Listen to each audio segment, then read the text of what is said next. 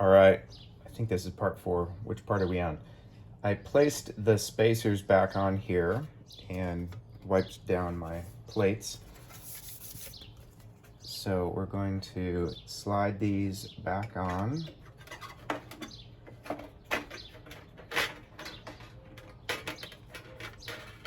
Put everything back together just the way we took it apart.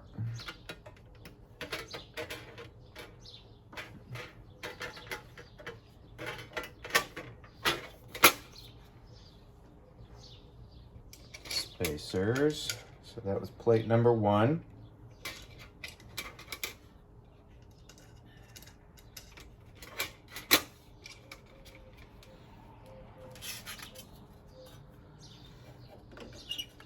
I'm putting the drop handle on first as a guide, but then you also have to slide in this bottom corner. So down here, you kind of slide in the bottom corner, put the drop handle on, and then these plates go on. Now, depending on the threaded screws, some of these, they didn't want to quite go past the thread. So just make sure you're getting past the thread on those.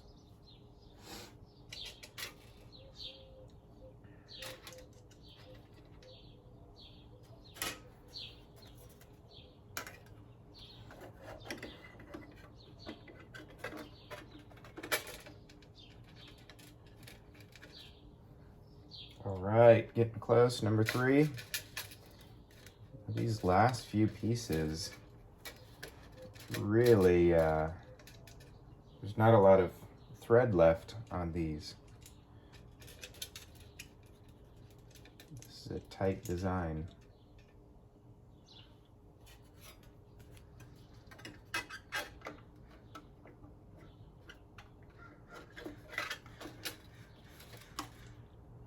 Here we go.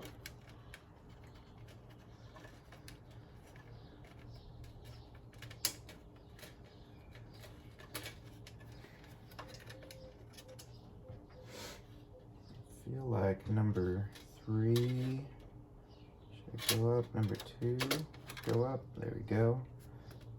Number 4. You gotta have enough to get your nut started on there. There we go. I think the top one might have been the hardest because there's this rounded edge on the top, and that just prevents it from going. Here, I was able to push this one a little further. It was caught up on the threading. And there's not a lot of thread to work with there. Okay, that one went past another thread.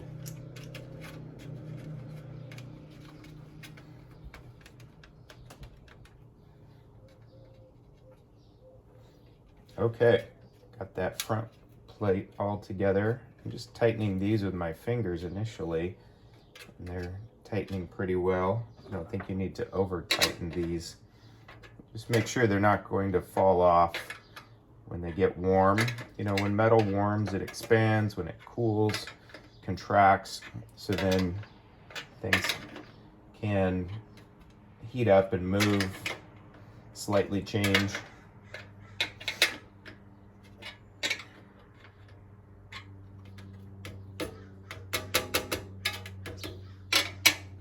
Great, got that all together. Now this front plate, I was able to kind of vacuum, clean off, lightly brush, and we'll reassemble this. Now this has the large connection here for the face. This was woven through. Kind of snake it through here so that it's not going to move. And again, the electric needs to face down to the electric board.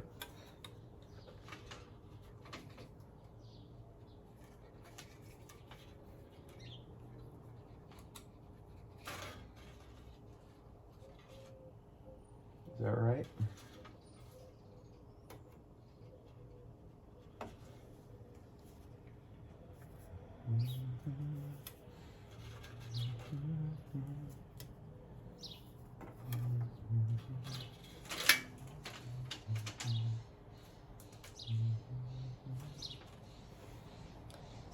I'm going to change the angle on the camera so you can see this better.